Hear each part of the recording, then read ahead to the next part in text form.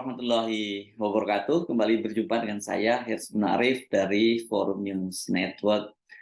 Nama Gibran Rakabuming, putra Presiden Jokowi yang sekarang menjadi wali kota Solo, dan nama Menteri Negara BUMN Erick Thohir itu menguat menjadi calon wakil presiden yang akan mendampingi Ketua Umum Partai Gerindra Prabowo Subianto pada Pilpres 2024.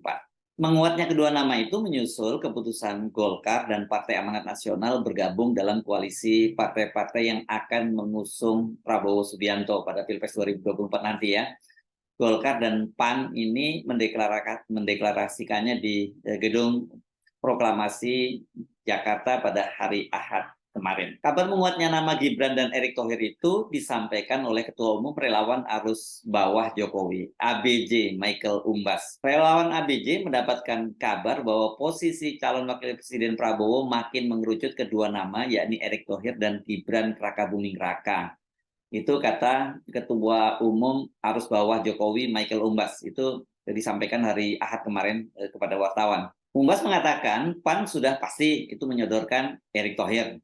Dan kemungkinan Golkar akan menyodorkan Gibran, namun masih menunggu hasil keputusan Mahkamah Konstitusi. Sedangkan PKB, kata Michael Umbas ini akan menyodorkan Muhaimin Iskandar atau Caimin. Dan tapi dia juga menduga Caimin ini bisa juga mendukung Gibran. Namun dengan bergabungnya PAN dan Golkar, Caimin kemungkinan akan kompromistis dan bisa juga ikut mendukung Gibran juga. Pak Prabowo sendiri disebut nyaman baik dengan ET, maksudnya Erick Thohir maupun Gibran. Jika hasil Mahkamah Konstitusi tidak lolos soal batas usia, maka peluang ET itu sudah di tangan sebagai calon wakil presiden Prabowo Subianto. Jadi ini kelihatannya ya kalau begitu sebenarnya yang lebih kuat itu adalah Gibran ya, karena ET tadi itu menguat peluangnya menjadi calon wakil presiden dari Pak Prabowo seandainya jika Mahkamah Konstitusi itu menolak gugatan judicial review atas usia calon presiden dan calon wakil presiden dari usia 40 tahun diturunkan menjadi 35 tahun. Kabar yang disampaikan oleh Michael Umbas ini sesungguhnya tidak terlalu mengejutkan. Sinyal bahwa Gibran akan didorong menjadi calon wakil presiden Prabowo ini kan sudah lama ya diendus oleh publik. Posisi Gibran ini semakin menguat itu ketika Prabowo Subianto secara khusus itu bertandang ke markas DPP Partai Solidaritas Indonesia di kawasan Tanah Abang hari Rabu 2 Agustus lalu. PS ini adalah partai yang selama ini selalu menyatakan tegak lurus kepada Presiden Jokowi dan merupakan partai yang pertama kali mengajukan judicial review ke Mahkamah Konstitusi untuk mengubah batas usia calon presiden, calon wakil presiden dari 40 tahun menjadi 35 tahun. Di luar itu memang hubungan PSI dengan keluarga Pak Jokowi, terutama putra-putrinya itu sangat dekat ya. Kaisang itu salah satu putra atau putra bungsunya Pak Jokowi kan dicalonkan oleh PSI menjadi wali kota di Depok, Jawa Barat gitu. Sementara pada waktu pendaftaran partai-partai pada waktu itu media menggambarkan bagaimana Gibran itu secara khusus menyambut PSI itu di pintu gerbang KPU Solo ya, KPU Surakarta. Tapi pada waktu itu Gibran hanya menyambut di pintu gerbang dan dia tidak ikut masuk. Langkah Partai Solidaritas Indonesia melakukan judicial review ini, ya tidak bisa lain itu harus kita lihat sebagai sebuah skenario untuk memuluskan pencawapresan Gibran yang pada tahun ini tepat berusia 35 tahun. Gibran ini lahir 1 Oktober 1987. Dengan begitu ketika masa pendaftaran Capres-Cawapres mulai dibuka, ini rencananya kan dibuka itu sejak tanggal 15 September sampai 25 Oktober 2023, Gibran itu sudah memenuhi syarat ya karena dia sudah berusia 35 tahun. Selain Partai Solidaritas Indonesia yang mengajukan judicial review ke MK itu adalah Partai Garuda. Ini yang punya kedekatan dengan Gerindra juga. Ini ketua umumnya adalah adik kandung dari Riza Patria yang juga kader Gerindra. Selain itu ada juga 2 kepala daerah dari Partai Gerindra, yakni Wali Kota Bukit Tinggi dan Wakil Bupati Lampung Selatan.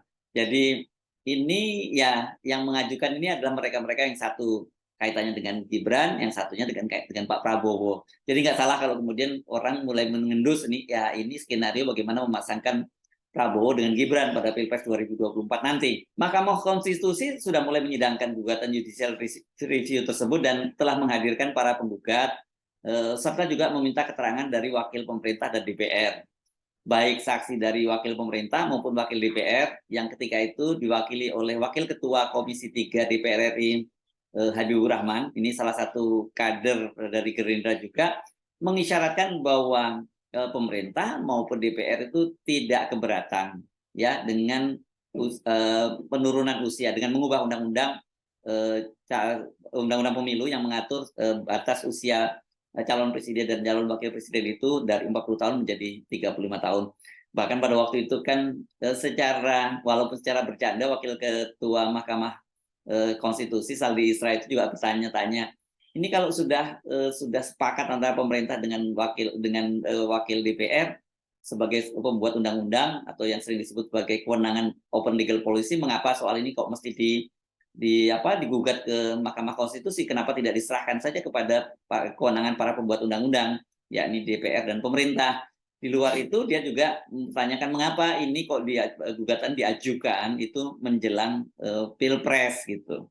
Ini kan sebenarnya secara halus Saldi Isra juga nyindir, dia tahulah maksud dari pengajuan gugatan ini oleh PSI dan juga oleh kader Gerindra dan Partai Garuda itu. Dengan banyaknya keputusan Mahkamah Konstitusi yang selama ini menguntungkan kepentingan pemerintah, itu ya bisa diduga kuat gugatan judicial review itu akan disetujui dan ini Gibran bisa melenggang menjadi calon wakil presiden dari Prabowo Subianto. Gibran sendiri dalam berbagai kesempatan selalu menghindar untuk menjawab langsung apakah dia akan maju sebagai calon wakil presiden atau tidak. Dia misalnya selalu menyatakan bahwa dia belum cukup umurnya. Kemudian di kesempatan lain dia juga menyatakan belum cukup umur, belum cukup ilmu, dan belum cukup pengalaman. Bahkan karena sering didesak oleh wartawan, Gibran belakangan dia minta agar tidak dicurigai gitu ya. Sikap yang sama itu juga dinyatakan oleh Presiden Joko Widodo bahwa Gibran itu belum cukup umur. Namun baik Gibran maupun Jokowi itu tidak pernah menjawab secara tegas. Bagaimana seandainya Mahkamah Konstitusi itu memutuskan menerima gugatan judicial review tersebut dan mengubahnya jadi usianya 35 tahun batasnya, dan dengan begitu usia Gibran mencukupi dan dia sudah memenuhi persyaratan sesuai dengan ketentuan perundang-undangan. Dan publik kan hafal banget ya dengan gaya komunikasi dari Pak Jokowi maupun Gibran. Pak Jokowi ini kan juga seperti itu waktu jadi Gubernur DKI Jakarta juga ditanya soal kemungkinan dia maju sebagai calon presiden. Dia waktu itu dia nggak mikiri copras-capres apa, yang penting dia kerja terus. Gibran juga pada waktu itu juga sebelumnya dia menyatakan tidak tertarik ke dunia politik, tapi kemudian ternyata dia menjadi wali kota Solo. Jadi kalau sekarang baik Pak Jokowi maupun Gibran menyatakan belum memenuhi syarat dan sebagainya, orang menafsirkan justru terbalik gitu ya. Ini ada agenda yang sengaja disembunyikan dan sayangnya ini agendanya terlalu kelihatan banget itu. Kalau ini istilahnya kalau dia mencoba menyembunyikan kucing dalam karung itu, tapi karungnya itu sudah akan bolong ya, jadi orang bisa melihat dengan mudah kucing jenis apa yang ada di dalam karung itu. Sinyalemen bahwa Gibran akan menjadi pendamping Prabowo itu sesungguhnya juga sudah pernah muncul dari pernyataan Ketua Umum PKB Muhaimin Iskandar alias Caimin. Prabowo menurut Caimin itu sesungguhnya sudah melamar Gibran. Ini lamaran itu disampaikan ketika dia bertemu dengan relawan Jokowi dan Gibran di Solo pada akhir bulan April lalu. Saat itu relawan Jokowi dan Gibran itu bertemu dengan Prabowo dan mendeklarasikan dukungannya terhadap Prabowo. Dan kepada para relawan itu, Prabowo bertanya apakah dia cocok kalau menggandeng Gibran sebagai calon wakil presiden, dan saat itu dijawab secara kompak oleh para relawan itu, baik relawan Jokowi maupun relawan Gibran, itu cocok gitu ya. Jadi saat itulah Prabowo sudah melamar Gibran. Ya, ini yang ngomong ini Muhaimin loh. Muhaimin ini adalah partner koalisi Prabowo yang paling awal dan statusnya sebagai calon wakil presiden Prabowo itu selalu digantung. Wajar kalau dia selalu mencermati gerak-gerik maupun langkah politik maupun isyarat politik dari Prabowo ya. Termasuk ketika kemarin Golkar dan PAN itu mendeklarasikan dukungan terhadap Prabowo, Caimin juga sudah memberi syarat dia bahwa dia mengaku deg-degan.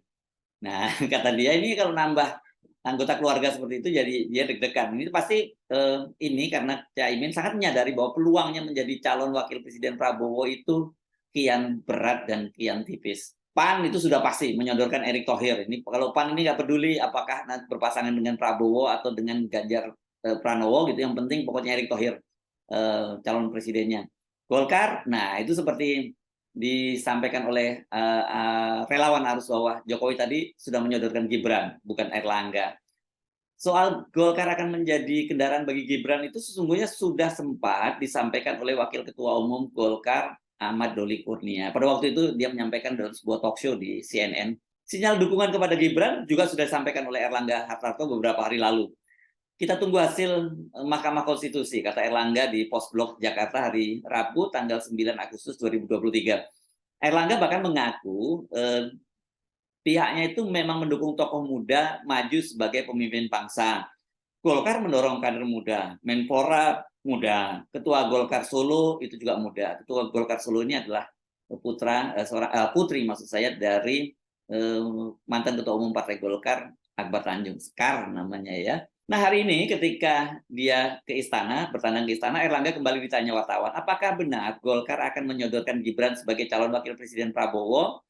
Erlangga tidak menjawab secara tegas. Dia menyatakan begini, ya ini kan the last chapter, masih ada beberapa perkembangan, itu kata Erlangga. Erlangga tidak menjelaskan lebih jauh, namun dia mengatakan partainya masih akan melihat perkembangan selanjutnya. Kita lihat perkembangan selanjutnya saja, kata Erlangga. Jadi kalau benar seperti yang dikatakan oleh Ketua Umum relawan Jokowi, arus bawah Jokowi, Michael Umbas, bahwa Golkar menyodorkan nama Gibran, tentu tidak salah kalau muncul dugaan bahwa ini bagian dari trade off atau tukar tambah politik di seputar huru hara yang melanda Partai Golkar dalam sebulan terakhir ini. Anda tentu masih belum lupa ya bahwa Erlangga Hartarto itu terancam dikudeta dari posisinya sebagai Ketua Umum Partai Golkar, dan pada saat yang bersamaan itu dia juga menghadapi persoalan hukum di Kejaksaan Agung berkaitan dengan skandal ekspor minyak goreng. Ada 3 korporasi yang sudah jadi tersangka dan kemudian Erlangga Hartarto dipanggil dan diperiksa sampai 9 jam lebih.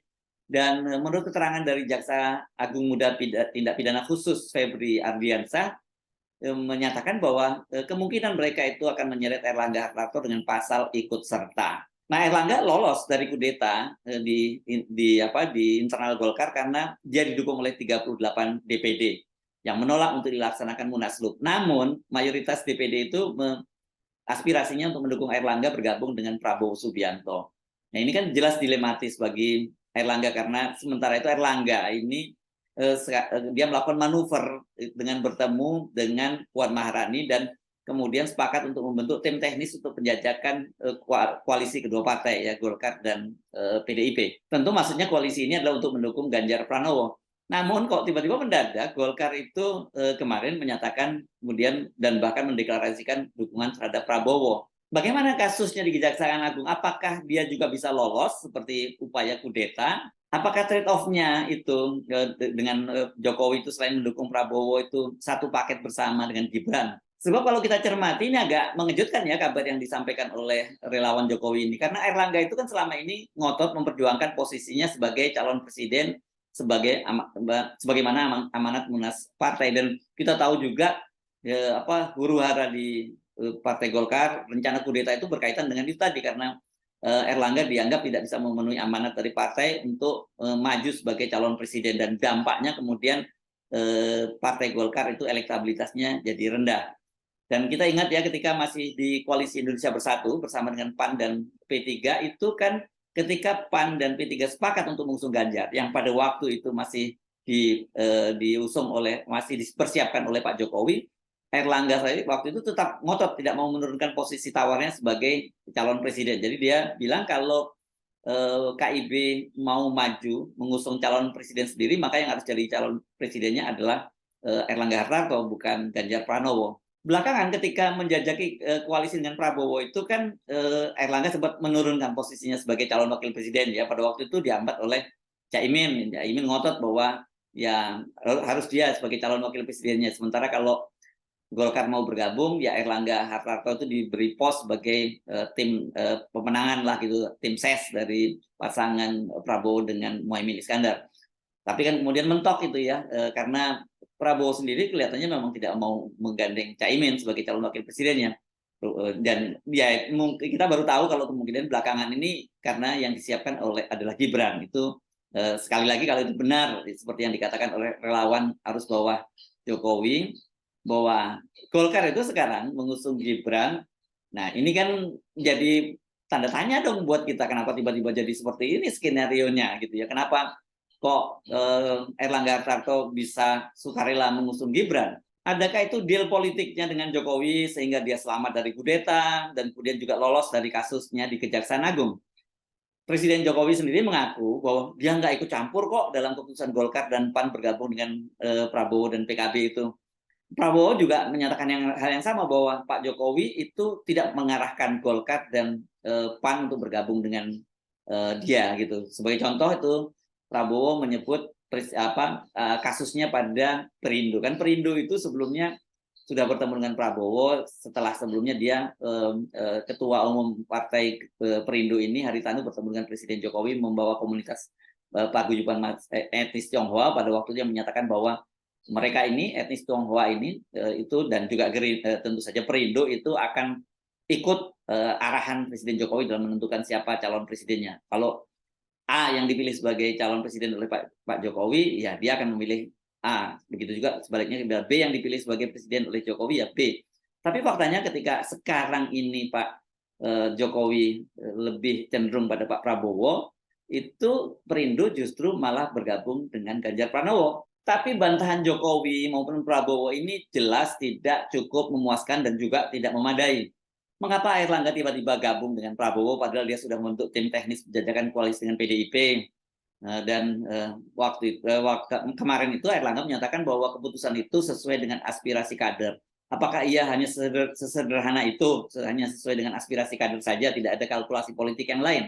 Saya pikir waktu yang akan membuktikan. Kalau sampai akhirnya Mahkamah Konstitusi kemudian memutuskan mengabulkan judicial review usia calon presiden dan calon wakil presiden itu turun dari 40 tahun menjadi 35 tahun dan Gibran yang diusung sebagai calon wakil presidennya dari Prabowo Subianto, maka saya kira tidak ada pilihan lain bagi PAN dan juga Caimin itu balik badan dan berada dalam barisan pengusung Prabowo Subianto bersama dengan putra Pak Jokowi Gibran Rakabuming sebagai calon wakil presidennya. Kalau skenario ini mulus, berarti skenario dinasti Jokowi itu ya bakal mulus, bahkan ini jauh melebihi dugaan pengamat bahwa Jokowi itu ingin anak dan menantunya naik kelas. Kalau Gibran tadinya jadi wali kota Solo ya naik kelas menjadi gubernur Jawa Tengah atau gubernur DKI Jakarta.